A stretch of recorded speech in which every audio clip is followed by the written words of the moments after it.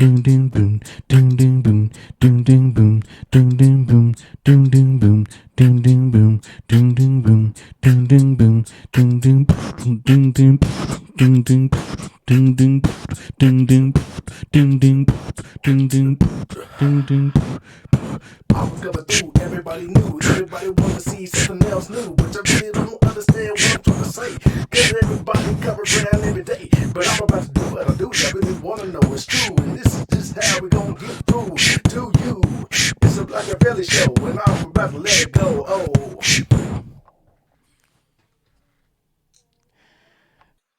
This episode of the Blakkavellie Show was created using OBS Studio and edited using Clipchamp Video Editor. Links are in the bio. Check them out and enjoy. Just for the show. You want some bean pies? No. You want another wife? No. I don't want a headache. You want to pray 5 times a day? Facing east? I'm facing north right now. Does that count? Assalamu alaikum.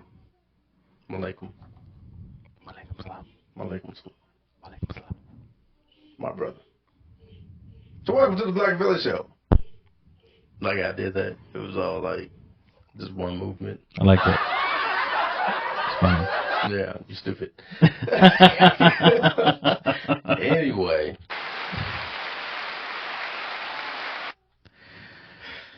So we just trying out some stuff. This is, it's actually pretty cool. Like, Today's show's about burnout. It is about burnout. Not about, burning. Out. Not burn in. It's burn out. It's about an emotional feeling. A state of mind, a state of being. When you're just tired of everything and everyone around you because the stuff you're doing is monotonous and stressful. The people around you they just be making, you just want, you be all like, and you can't, and you want to, ooh, I can't even, I don't even want to get up in the morning. I just can't. That's called depression. No, we're not, it's not the same thing. I mean, in a sense. Well, burnout can cause depression. Yes, it can. It can also make you angry. Yes, it can. Sometimes you get. Sometimes you get sad. Sometimes you get anxious. Sometimes you get paranoid. I know I did. I got real paranoid during my burnout. Shh. You hear that? My last burnout. Shh. Oh no, never mind. That was you talking. Go ahead. During my last burnout, I got real paranoid. I was taking tire tracks in my yard. But somebody tried to blow up my patrol car with the battery. That really happened. That's true. That really happened. That battery was swole. It was about to explode. That battery needed a belt. It was all fat in the middle. For real. I almost died. But Which added to my paranoia. And that added to my anger because somebody was trying to kill my friend. Yeah. And I got mad and I blew up on somebody. I know I blew up on somebody. I remember I made a phone call and I was like, what the? Yep. And so, yeah.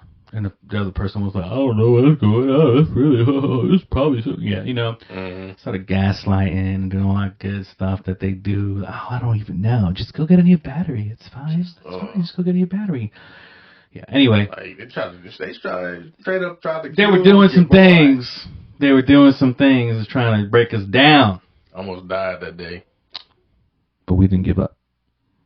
Nope. And we persevered. We fought harder. Yeah. During the burnout. But the burnout actually caused more problems relationship-wise with our significant others and with our immediate family because we were focusing so much on what was happening around us and how we were going to survive that we were pushing and tearing and all kind of stuff. And what's crazy is that when you get burnt out in one area of your life, it's like, it reminds me of the Titanic. Okay. Remember how they had like all those different compartments, and when the ship was sinking, the guy was like, "Look, if we got 4 or 5 of these compartments filled, it's fine. We just seal them off. Right. We got these other compartments left, right, and we're straight." Yeah, all our compartments started filling up. So all Yes. the little all the little parts of life that will normally you get burnt out, little things. Mm-hmm. You know what I'm saying? You come home and, you know, maybe, you know, the old lady was too busy, couldn't make you dinner right away, so, you know, you had to do something different, or the kids just was, yeah, you know what I mean? And you had to start, and then, you know, you start tripping on the kids, you start tripping on the wife, you know, the dog pees in the house, you start tripping on the dog, you know what I'm saying? You know, something breaks down, you call your landlord, they don't want to come fix it right away, so you got to break on your landlord, you're like, oh man, what's going on? Every little thing, you'd be at the store waiting in line, and you start cursing out the, you know, lady at the register because she's going too slow, or, you know, she didn't bag your eggs right, or something like that, or she squished your bread, you know what I mean? Yeah. Every little thing, you just want to just, you know, you start getting burnt out, or you start breaking down, and instead of getting angry, you start crying around all the time. Me, personally, I did everything. I went through it all. I did too. I was having nightmares. I couldn't sleep. Had nightmares. Man, my nightmares were like animes on crack. It was bad, bro. And they were like reoccurring dreams. Woo! PTSD dreams for sure. And I have, mind you, I'm a combat veteran. I've seen some things, you know, had some very stressful, you know. I'm a veteran in combat. No. Not a combat veteran. I was in the Army. I wasn't. I just fought a lot. Okay, well, it's called PTSD too. Mm-hmm. Yep. A lot of things called PTSD. So. Yep. But I didn't even know I had PTSD. Like, I denied it. I went to the therapist, and she was like, "Bro, you got." She's like, something's wrong with you. Yeah, you got PTSD. You're like, I know. That's why I'm here. I was like, no. That's why I'm here. I ain't got PTSD. Mm-hmm. PTSD is for suckers. You know, and the thing is too, what a big struggle about burnout is that as a man, you come out and you try to say, look, this is what's going on with me. I'm stressed out, whatever. And you got people there who can listen to you all day. Mm-hmm. But the moment you act out some type of way, it's like, why'd you do that? This and that. It's like, well, I've been telling y'all I've been stressed out. And, you know, it just takes a lot. You got to really do a whole lot of different things in your life. You know, change your environment, find new coping mechanisms. One thing I'm glad I didn't do throughout all of it was rely on drugs or alcohol. Right. So that was actually probably the most sober I ever was. So I knew it wasn't just me. Yeah. You know what I mean? Like I said, okay, look, I'm sober. I'm not drinking. I'm not doing drugs. Nothing. And not that I did those things anyway, but the fact that I was sober and stressed out like that, I wasn't jonesing for anything. You know what I mean? Yeah. So, and I just wanted to fight. Like, anybody that came across me, I was like, "That's gonna be the one. Let's do it." And it's like sometimes you want to provoke it too. You're like, "What's up? What's up? Yeah. What's up? What's What up? What's you up? say to me? What you mean, hello? You looking at me like that?" What? Can I help you? A lot of fights happen at home though, not physical fights, but just, You know why? Because the people that we love is like they're the easiest targets, and it's so messed up because you know you could dish out so much punishment, and you know whether it's verbal abuse or you know just talking down to somebody, things like that, you know. Yep. And because they love you, they'll just take it and they'll be like, I'll forgive you. And we take, you know, advantage of that sometimes when we go through those things. So it's a tough process, man. It was definitely a lot going through. I went through therapy, like you know what I'm saying, and I had to go through using certain medications to help me sleep. Yeah. And that was the biggest struggle because I did not want to be on medication for something like that because I felt I don't ever want to rely on medication for anything. I want to be able to naturally overcome whatever ailments I have in my body or my mind. But when you have to use medication just to do a normal, regular process of the body that's necessary to do to maintain your overall health, that scares the crap out of me because I'm only 37 years old. I'm only 37 years old, and you know you're young too. So it's like we shouldn't be going through that. A medication like melatonin, like this is like melatonin is like a vitamin. You get that over the counter. Yeah. But, like, this is, like, just to go to sleep, you got to actually take something. And I know a lot of people that's like, well, I just can't stop my mind from wandering and blah, blah, blah, blah, so I got to take this medicine to sleep. But, like, if you go through a burnout or if you got, you know, some type of mental ailment or whatever, like PTSD or Depression, bipolar, anxiety. depression. Because burnout, when you get burnt out, you get all that stuff kind of gets triggered too. Yeah, it gets amplified. Mm-hmm. Yeah, whatever little bit you had, because everybody has a little bit. They go through a little bit of depression, maybe, or some type of sadness or anger or anxiety. But when it's all the time, that's when it's like, oh, you're this. Yeah. All the time. So that's labeled. Why you're labeled that, because you're that all the time. You know what I mean? Yep. So. Yeah. Yep. Mood swings. You're bipolar. Especially if you stay in that same environment and you just go, like, I tried to stick it out as long as I could. Mm-hmm. I know you got forced out. Yeah, but you should have seen me that morning. The morning. It was peaceful. No. That morning I was pissed. Oh, really? Yes. I said this to my wife. I said, I hope they fire me today. I said, I hope they fire me today. I hope to God they fire me. That's what I said. And I left. I came back. I know it was bad. And I was like, I got fired. I didn't expect it, but I got fired. But you knew it. Yeah. I mean, I felt it coming. I wanted it to happen. Yeah. But I didn't think they had the guts, the gall to do that because I never did anything wrong. Yeah. So, I mean, like I said, I never did anything wrong. But I don't think I did anything ever to warrant myself being fired or anything like that. So, anyway, I didn't get fired. I resigned. Technically. Yeah. I resigned. So, Technically, I got fired. Well, in the beginning. No. It changed later on afterwards. No. They tried to say I quit, but I didn't. No. But, yes, I got fired. I'm just saying, however, things have transpired since then. I got some legal representation. Word. And I've resigned. Yep. Technically, I've resigned. Yep. There was a lawsuit. We reached a settlement. That's all I can say about that. Yeah. So, yeah. We can't really, go into a whole lot of detail about what happened and everything. Yeah. But yeah, so, and it's tough, man, because I kind of am thankful for it in a way because I was able to learn some valuable lessons and made my relationship with my wife a lot stronger. There was a lot of growth from it, but, you shouldn't have to go through those kinds of things in order for you to have that type of growth.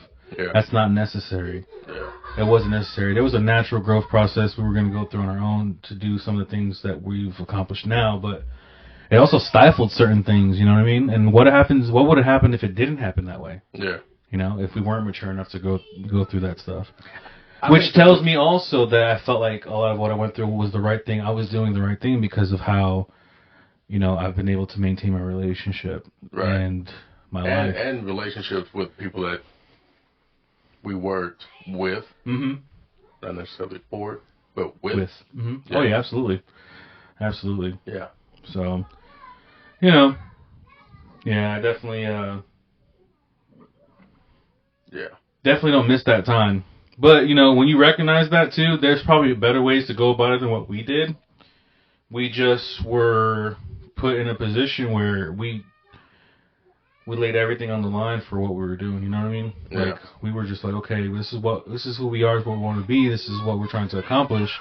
And we believed in that so much, it was really hard for us to try to let go. So we had to get forced out. There was no way we was going to let it go, because we went through so much.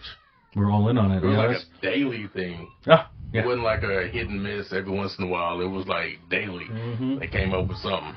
And nothing against the city, but there was individuals who were in place for the city. Yeah. That I felt like a lot more people had our backs than what it seemed like. Yeah. I just feel that it wasn't handled as the best way it could have been, and things that should have changed probably should have changed sooner than later. So, it's sad that we had to kind of put things out there in order for change to happen. People had to see that we were gone, and then all this other stuff transpired, and then we had to go ahead and put it on Front Street, and then go back to the past and put things that happened in the past that we were forthcoming about from the get-go that should have been handled differently. If all that stuff had been handled differently before we got fired, we'd still be doing what we're doing. But you know what? Who knows what would have happened to us? Yeah. So. But Maybe I would have won the election. I'm glad I didn't. No offense to the people of that county, but yeah, it worked out for the best. Things worked out the way God intended them to work out. Because although it might not have been better for a whole lot of people, I know at first it wasn't better for me, but in the long run, things did get better. We ended up getting away, moving, and starting a new job, and things working out better because we're in a better working environment and we're around better people. Yeah. So, Well, it's just different, man. Sometimes I gotta catch my time. I mean, but it's, bro. It's kind of like. I mean, you're gonna have no matter what. Everywhere you go, you're gonna have your issues. Yeah, I mean that's true, and sometimes we are the issue. Perfect. Yeah, that's true too. Sometimes we gotta put ourselves in check and take accountability for what we're doing. Sometimes you go in and you think that you like doing things the right way, or at least the way that you have been shown, and then somebody comes in and it's like, no, that's the wrong way, and then it's like, what? Mm-hmm. The hell you mean? But yeah, so. But yeah, man, I think ultimately, going through that burnout period, and sometimes, I mean, taking the vacation, I had to take a long vacation. I didn't get my vacation. So no, I'm talking about I lost my job. I had nothing to do but be on vacation. But I actually got to take a vacation away from, my environment, and was able to take some time off, and I got to visit family I hadn't seen in years. Yeah. So that was really good. That was something that I missed. Like during my time off, I was so focused on getting another job that I missed out on a lot of like much needed time that I should have been focused on. Time and people that I should have been focused on, I missed out because I was more focused on trying to get a new job, trying to get more money coming into the house. I was more focused on what are we, my family, gonna lose now that I'm out of this. Yeah. I guess I was a little more fortunate. I had certain things that were already in place financially that I was able to be a little bit more comfortable when I got fired and everything like that. So that kind of like, and I'm telling you, man, God's good, because I tell you right now, the way everything happened, I think I didn't struggle as much as I could have, for sure, as I'm pretty sure they wanted me to struggle. Because I feel like I was blackballed in trying to get a job elsewhere, you know what I mean? Yeah. But they tried. I definitely could have struggled a lot more than what I did, and I didn't, thankfully. And me and my family, we never went without food or shelter or nothing like that. Yeah. We didn't struggle either. Like we had nothing. Yeah, I don't know financially stuff. Financially, we had stuff in place, but I was just more comfortable about being out of work as long as I was. Yeah. I was out of work for a while, and then I was able to get like this easy part-time job that kind of like was enough to keep me afloat and then some, So that kind of helped out a lot too. And when I got that job, I was desperate. I was like, man, if I don't start, this next month's gonna be tough. But luckily, that job came through and I was all right. And then I tried to work that out, try to take a different path than what I was on. Now I'm kind of back on the path I was on before. So, still doing law enforcement stuff, but more comfortable now. I enjoy being able to be that guy who has experience in law enforcement more than what he's actually providing at his current career. Yeah. So I like being able to share those experiences with people who are trying to aspire to do what I did, what we were doing. Yeah. And, that's enjoyable. But hey, with this, because I still remember all the stuff, and I love talking to people about it, because the more I talk to them about it, the more I'm like, I'm glad I'm not doing that no more. Right? Yeah. I'm glad I pretty much got like a 9 to 5, you know what I'm saying? Yeah. Like that's cool. Like, where are you going home? That's not a question. I leave at this time. Yeah. And I'll be back tomorrow. And when I'm off, I'm off. I'm off. No phone I'm calls. off. No phone calls. No. I'm going home. None of that. I'm leaving. None of that.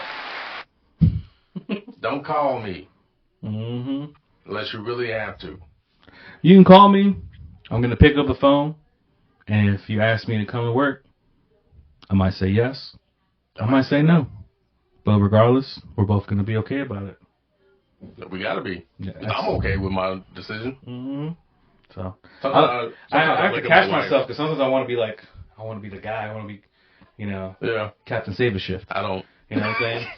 But, but then again, I'm just like, I think last month I worked like 6 days straight, and I was like, what am I doing? Mm-hmm. Why did I do that? Yeah. So, I mean, it wasn't full was like, shifts. why are you doing that? Well, because I wanted to be clutch. I wanted to help out, you know what I'm saying? And I helped out for a little bit, I did. But then there was one day I came in, and I was like, why am I here? Yeah. There's like 30 of us. Y'all don't need me. I did that as in the last job. I was like, yo, call me whenever you need me. I'm there, blah, blah, blah. Mm-hmm. I missed lots of family time and all kind of stuff just to fill a spot. Yeah. And now I'm like, don't call me. And man, in our line of work, man, that goes unnoticed. It did. Like, all the stuff that we got to deal with when it comes to dealing with the public and like, you might feel like you're doing good, but people don't know and they don't care. They don't care. They don't. So as much as you're like, but I did a good thing, right? And you're looking around, nobody's just crickets. You know what I'm saying? Yeah. Crickets just.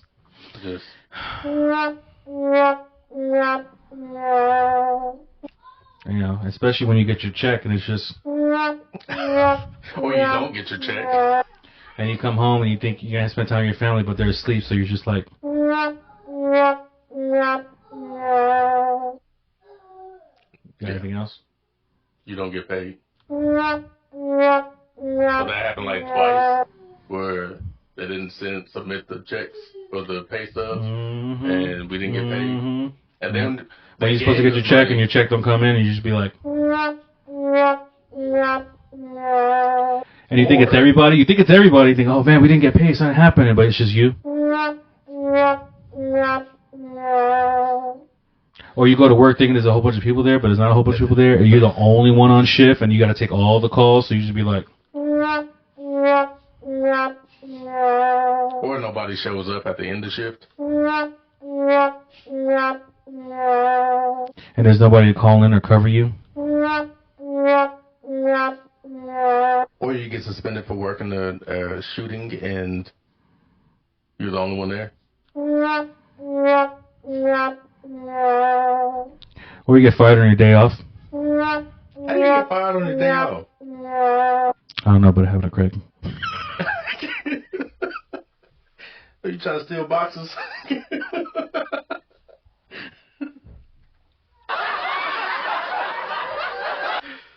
Oh, man. So we're trying to have some fun with it, you know what I'm saying? We're in a better place now. I'm really happy. So I think we created some stronger bonds between me and you and Alicia and, our wives. We just, shout out to Alicia. Yeah. Shout out to... We need to get her on the show. Oh, absolutely. Absolutely. So she could be like, oh my God, guys. What do I say? I'm so nervous. I'm making fun of you. You hear me? I'm making fun of you. Don't pay any attention to that. You're probably never going to watch this anyway. No, so she will. She will. She will. Oh, and she going to call you. She's like, really? DeJesus? Really? Really? Are you serious? Wait till I get on the show. And then we'll invite her several times. Mm-hmm. And she won't show up, so we'll just be like, you missed the podcast. You didn't answer your phone. Mm-hmm. Mm-hmm. So yeah, we'll do another. It won't be burnout, but we'll talk about what happened, and we'll have her on the show, and she. Yeah, we'll go into details, but like not anything specific. We can't be talking too much about stuff. Yeah, but I think that for the most part, if you're ever experiencing burnout, man, really reevaluate everything that you're doing in your life, and make sure that the stuff you got going on, if it's nothing that you can't, if you really can change your environment or your situation, do it. Do it for the better. Start looking for a way out before the way out finds you. Because sometimes you just don't have a choice. And when it comes to your family, your friends, your loved ones, and even your own life, your own mental health and your physical health, what is more important than that? Nothing. Nothing's more important than that. No job, no situation, you know what I mean? Like, ultimately, yeah, I liked what I was doing, but I could have did it other places. I liked what I was doing. Was it paying me money, good money? Oh, yeah, absolutely.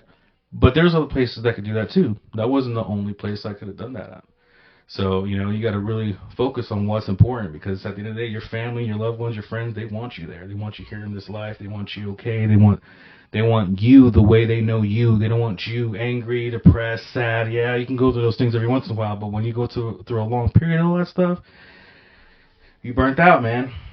Or woman, you burnt out. So, and also, if you are in need of help, reach out to somebody. Mm-hmm. And if you don't feel comfortable going to a doctor for whatever reason, like I wasn't at first, but I had some people that went to the doctor. He was one of them. Mm-hmm. Went to the doctor and was like, yo, you need to really go to the doctor. So I was like, all right, fine, I'll do it. And I tell you what, I went to certain things as a child that led me to understand and know and believe that by going to a total stranger, these doctors, you don't know them, they keep everything private. They're there to listen to you, and the biggest thing is that they help you figure out your problems by letting you lead the conversation. Mm-hmm. 9 times out of 10, when you're talking to a therapist, they're not doing nothing but being there to listen. You're basically paying somebody a ton of money to listen to you, but it's okay, and they will help you figure it out on your own.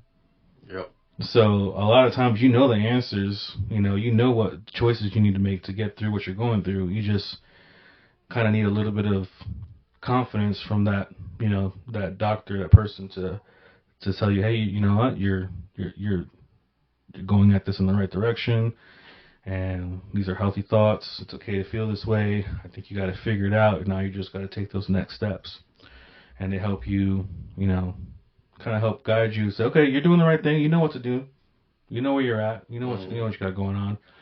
And then if you need some type of coping skills, they can help you with coping skills that don't rely on medication. And if it gets to that point where you actually need medication for whether it's sleeping or anything else, anxiety, yada yada, they'll steer you in the right direction. And they don't say you got to take this, and if you don't take this, we're gonna lock you up, throw away the key. It's not like that. You take these medications, and it's nothing to play with. You really got to monitor what you're doing, but you also got to put in work. You don't just take a pill and magically all your problems disappear. This medication is supposed to help you with these feelings or sleep or whatever it is that it's supposed to help you with. It's supposed to help you with that stuff, but you also got to make sure that you're doing your part in avoiding those situations or using those coping skills and mechanisms that you have in place, so that way this medication can work, basically. Yeah. And hopefully you're able to do these things, whether it's going to bed early, kind of blocking everything out, setting a routine and a schedule. Things like that will help you, from my experience, in dealing with a lot of your issues. And like for sleep, for instance, go to sleep at a certain time, set up a routine where if you have children, you and your children go to sleep at a certain time every day. You wake up every day at the same time, and you just get into that routine. Turn the TV off, turn the phone off. You got to take a break from social media, take a break from your electronics. You know what I mean? And find ways. Yes, I know. But you got to do it. You got to discipline yourself, because if you don't, you're selling yourself short. You're not really, putting forth the effort and the discipline that you need to do those things. So that's my advice from somebody who's been through it. Okay. So that's all. You don't have to be in law enforcement to experience a burnout. It can happen in anywhere, any job. It can happen in any facet of life. Yeah, it could be with your family. Burnout, dealing with your family, with your kids. You know what I'm saying? With your parents, siblings, things like that. Dealing with them. And if you feel a burnout, do not go to the grocery store to get some milk. That's the last thing you want to do. Go get some help. But come back. I'm gonna go get some cigarettes. I'm gonna get some cigarettes. I'll be back. I ain't seen my dad in 15 years. We had somebody. We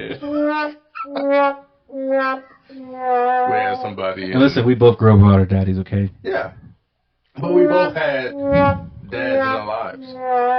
That is true. We've had father figures and, you know, we've had older mentors in our lives, male mentors in our lives that helped guide us. And then, of course, our mothers were our mothers and fathers in certain ways. They did everything. They took both jobs and they did what they could. So, thankfully, we came from strong moms. Yep. So, a strong black woman.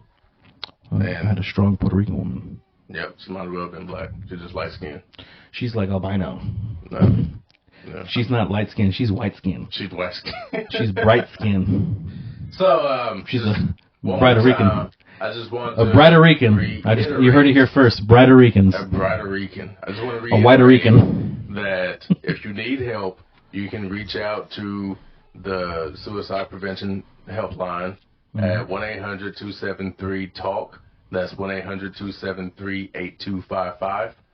And you can talk to somebody there. And also, if you are incapable, I guess, of making that phone call, you can also just talk to somebody in general. Yeah, go to your local churches, and there's always going to be somebody there. That's another thing, man. Shout out to Kason and Zach and Dwayne. Those guys really, really. Oh, and Mr. King. Oh, yeah. Those guys. Yes. I'm telling you, when I said they prayed with me, they prayed with us. Yeah. Those guys really came through, man. And these pastors, they're all from different churches. Yeah. Oh, they wrote me cards too, yeah. Yeah. They're all from different churches, but, you know, they got together for us because of what we did in the community, and it was important to them to take care of us, and they helped us out a lot, you know. Like, it gave us a lot. Ooh, I'm getting emotional. Gave us a lot of strength. Yeah, and a lot of strength spiritually, like, because we were broken. I know I was, for sure. Like, it was bad. Yeah. And they helped us out a lot. Like, they helped us get through it a lot. It got so bad to the point that whenever I came for this new job interview, I was straight up with her, and I was saying, look, I got problems. I'm paranoid. I'm depressed. I got PTSD. But other than that, I'm straight. Mm-hmm. Whatever you need, I got you. And she was like, okay. We'll see. And so far, you know, she's upheld her end. I've upheld my end. We good, you know. Yeah. That's what it goes back to what I was saying before about, you know, being disciplined, being honest with yourself, taking accountability for who you are, you know, acknowledging your feelings, acknowledging that you got these issues, but you're trying to deal with them in the right way, in a healthy way. Yeah, yeah. That's the important thing is how you handle it, how you deal with it. Yeah, having a good support system too. Yeah. So it's okay to have mental health issues. It's just all about dealing with them and acknowledging them. But also don't use them as a crutch. You know, you can't say, well, I got mental health issues. That's why this is happening. Yes and no. You know? You can build from that. Yeah. I used to be against, like, any type of mental health help. Yeah. Like, I never was. I grew up going through stuff, you know what I'm saying? So I had issues, and I was forced to go into getting help, whether it was in school or because there was a domestic violence situation in my household between my mom and my ex-stepdad. So, yeah. So I went through a lot growing up and dealing with that. That's the stuff that they knew about. You know what I'm saying? The incidents that, you know, officials, police, law enforcement, you know, child protective services and everything like that, the things that they knew about. Yeah. I can tell you the stuff that they didn't know about that I saw growing up that I was just like, whew. But, hey, you know, it happens. I'm pretty sure people have gone through worse than what I went through, you know what I'm saying? So, definitely. But, and we see that regularly. You know, not law enforcement officials or people who are able to help aren't always around to be there for kids growing up. So, there's a lot of law enforcement officers who have committed suicide, that went through a lot of stuff that they didn't feel that they could talk to anybody about. And so they just ended it instead of trying to go, like maybe they thought, I can't speak on their behalf, but I know what we went through. There was a lot of times that not necessarily I thought about taking my life. I didn't think about taking my life, but there were some times that I like, man, there's got to be something different. Shoot, there was times I thought about taking a life. Yeah. And then being a cop. And I can tell you specifically who it was. But, being in law enforcement, you can't, to think like that. Like, you couldn't even tell somebody that. Because they'd be like, what? You want to do what? So, but of course, you have those moments where those thoughts go through your head, but of course they come and they go. Yeah. That's how they're supposed to come and go. When they start sticking around, yeah, that's when it becomes an issue. You definitely reach out to somebody, start having thoughts like that. Any type of violent thoughts or anything like that, you really need to start seeking help and looking to get away from that, those dark thoughts. So, but you can get through it. We did with what we went through. Yeah. And I know we didn't give you guys a lot of details of what we actually went through, just telling you the basic we were burnt out and how it made us feel and everything like that. It was a process. Our burnout process took years, but when it finally hit us, it hit us hard. With a vengeance. So, yeah. And it was bad, but we're better. We bounced back from it. We're doing really well now. So, that's why we're at a place where we could talk about it more. Yeah. We'll feel a lot more comfortable talking about it. There's a lot of times I felt like the dad from A Time to Kill. I just wanted to be like, oh, hell yeah, I killed him. And I hope they burn in hell. But except we didn't kill anybody. No, we didn't. We wouldn't do that. So we care about our lives and our families more than too much to think to even do stuff like that. So, yeah. And that's the difference. Like, there's some people that just simply don't care. They've reached that point in their life, that end, where they're just like, there's no coming I think back when from you're this. burnt out, those thoughts last longer. Like, whereas right now, I might have a thought of being like, having like a little bit of hate in my heart for a situation where I'm mad about something stupid. Mm-hmm. But then everything was stupid, and that hate in my heart stayed longer. But I got enough love in my life for sure now that I'm able to recognize and feel. It's like when I was burnt out, I was numb to the love, bro. I was numb to all that love, all that hope. All there's light at the end of the tunnel. Things will get better. Ooh, child. Like none of that. Nope. It was like, woo, this mother. It was like that every day. Every day. So, but now it's like I can come home and I'm so happy. I can breathe. I see my family, my children, everything like that, and it's it's important. Mm-hmm. And I'm able to see their faces and enjoy them instead of not being able to look at them because every little thing bothers me, it pisses me off, and things like that. So the cry of a baby is like, oh, yeah. It's like moms with postpartum depression. Yeah. That's what being burnt out. At least as a dad, that's what being burnt out. I couldn't even imagine what being burnt out with your job and your family as a mom. Couldn't. Nah. I can tell you what, I was kind of like lucky in that sense too, because when it comes to being in the situation I was in, and my wife going through and struggling with her postpartum depression and having to deal with the stuff at her job and then having to deal with me, I got lucky having the wife I had. You know what I'm saying? Because she was there through it all, and she was able to absorb some of those emotions. And when she did, and I saw how she was feeling, that was able to snap me out of it. Because I feel like it would out of it, but with my wife, I would say it did, because when she started feeling how I was feeling and she was able to empathize with me, right, that kind of like woke me up. I said, "Whoa, let me stop," because I'm really affecting the person I love the most in this world right now. So I need now I need to be tough. Yeah. I don't need her to feel this way. Let me go ahead and kind of toughen up a little bit. Let's get through this. Let me go ahead and start working on the next step on a better plan. You know what I'm saying? So kind of helped me out a little bit. Kind of helped me get out of my head somewhat. You know what I'm saying? Because of her. She went through a lot of it with me. So yeah. I definitely give her a lot of credit. I think I tried to I don't know what the word would be, like, save my family from going through it with me. Like, I try to prevent them from it exposing itself to them. Mm-hmm. Like, I wanted to just be like, this is my problem. Let me deal with it. Let me get through it. Let me get over it. And that pushed them. Yeah, because they like, why aren't you talking? Because I ain't got nothing good to say. You don't want to hear what what I'm thinking about. On top of all the BS at work, I got to come home and this, that, and the third is, and this, that, and you know what I mean? So this and then on top of that, my nephews was going through, mm-hmm. They was shooting at each other. I'm saying, you got family, you got work. The work deal is so...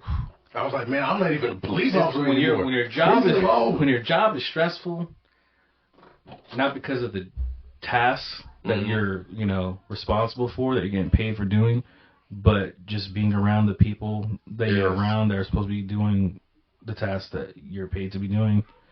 The task is easy. Yeah. The people that we worked with was the difficult part, and that was pretty bad. That's how bad it was.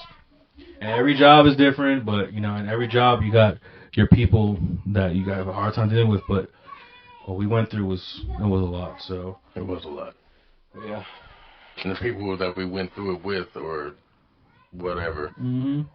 they made it worse because they didn't just stop with us. At least not for me. They didn't just stop with me. They started messing with my family. Mm-hmm. They started, anybody that was associated with me seemed like... Yeah, so you're you're trying to take on... I was in protection mode. I felt like I had to protect everybody. I felt like I had to protect you. Yeah. I feel like you had to protect me. Yeah. And then when it came to other people in your family, I felt like I had to protect you. And then there was other officers that were going through stuff that I felt like I had to protect them. And then they were trying to make the officers go at it with us, mm-hmm. and us with them. And I'm like, what is going on right now? It's some divide and conquer chess game. It was stupid. So, but if it was a game, we won. We won. I'm just kidding. So, yeah, nobody wins and things like that. We lost time. We lost sleep. Money. We lost moments that we could have been sharing in love, but instead we were struggling with what we're going through. So nobody wins in those situations. Mm-hmm. So, and there's people still that we see, not really on a regular basis, but we come across them, in town or whatever, and some of those feelings start coming back up. Mm-hmm. Yeah, it's gonna take a long time to get over it, and I think it's sad to say, but we will probably almost never get over some of that stuff that we went through. Going through that burnout period that we went through, because we're scarred. Yeah. We're scarred from it in some way, shape, or form. We're always going to have those memories because that was a large block of time and effort that it took from us. Mm-hmm. Unfortunately, but we gotta eventually. I don't know if I have or not. I know I've prayed about it a bunch and everything, but I just sometimes I don't feel like I have closure, forgiveness. There was something I read or saw not so long ago, and I can't remember what it was, and it made me think about our situation and a specific individual, and I was able to kind of let go. Really? Yeah. Just thinking about it, and I had a moment in my mind, and I thought about it, and I was like, huh. I was like, yeah. But I don't know. That's in my mind. Mm-hmm. And, your mind is sometimes more powerful than when you get into those situations. You think, oh, yeah, I'll be all right. But when you're actually in those situations, how are you going to react? Mm-hmm. So, we'll see. We'll see. Time will tell. Yeah. Paths will cross again eventually. I hope not. They might. Because there was times when paths crossed and I had to unclench my fists. Yeah. But I can tell you right now, I'm not going to... I know right now I'm at a place where I can move forward and look past it and be like... I think I could too. In the grand scheme of things, I could probably... I wouldn't shake his hand or any of their hands. I wouldn't, I might acknowledge them with a look, but I'm not going to be like, hey, what's up? Bro, there's still some people I can't even look at. Really? Yeah. There's a couple people I can't even look at. Hey. Or when I look at them, I'm just like... like for real, you mother. And there's some people I look at and I'm like,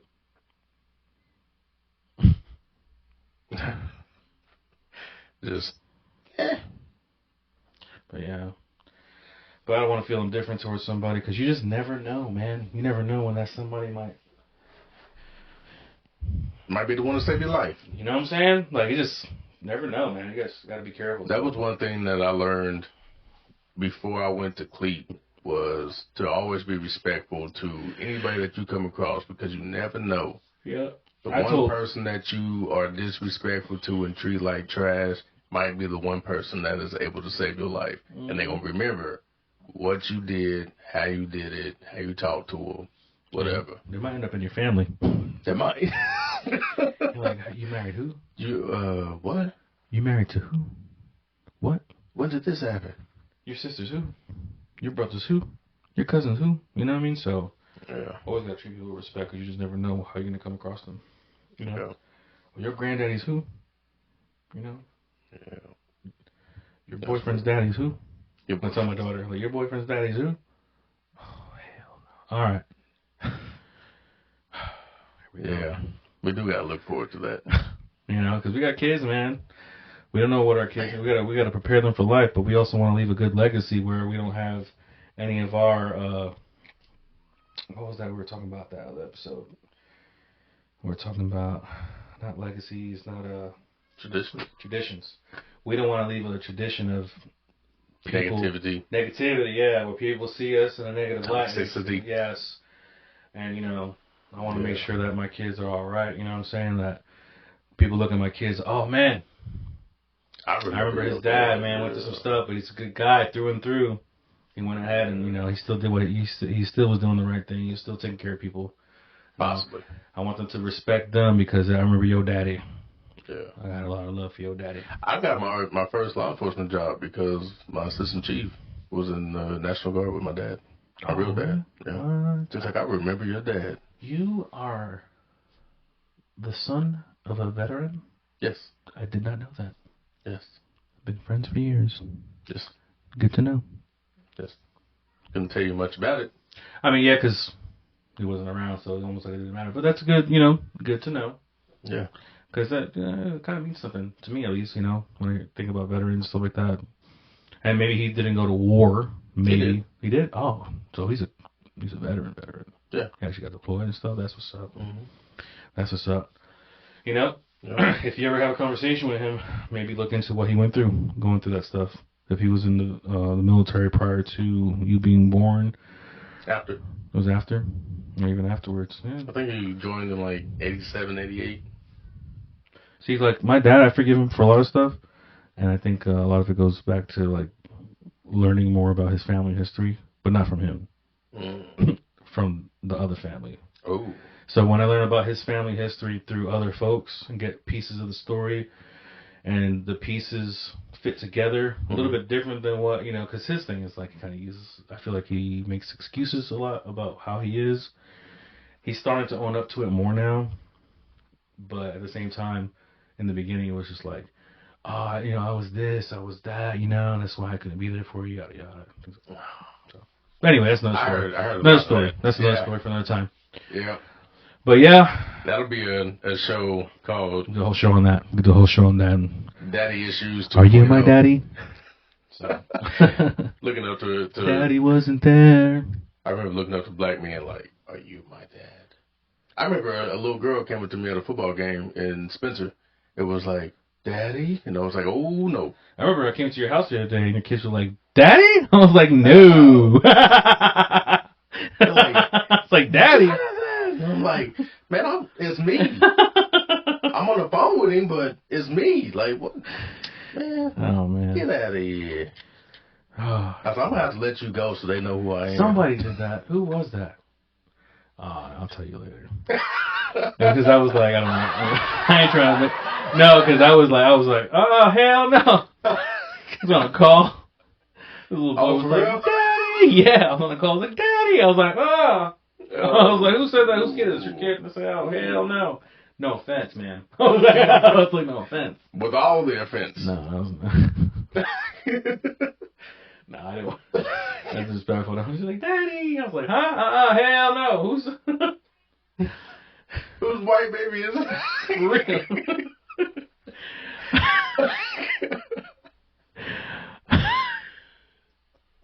I'll be the pappy. I'll be that baby's pappy. I'm that baby, that there baby daddy. I'll be the pappy, that there baby boss. I'll be the pappy boss. Oh, man. All right. Well, we want to thank you guys for listening. For those of you that listened in, we hope it was informative. We hope it was entertaining. We're trying to get better at this stuff. Let us know how we're doing at least. Give us a like, a comment, subscribe if you want to. If not, just come back and watch a couple of clips. Yeah. We'll try to get this a little... Hopefully we got some stuff in here that was like somewhat decently funny or something. Maybe get a couple of sound bites out of it. I don't know. We'll see. We'll see. But thank you again for listening. If you are, I'm John. Easy. I'm Brian. This is the Blakkavellie Show. Love, peace, and chicken grease. Holla at your boy. Peace out.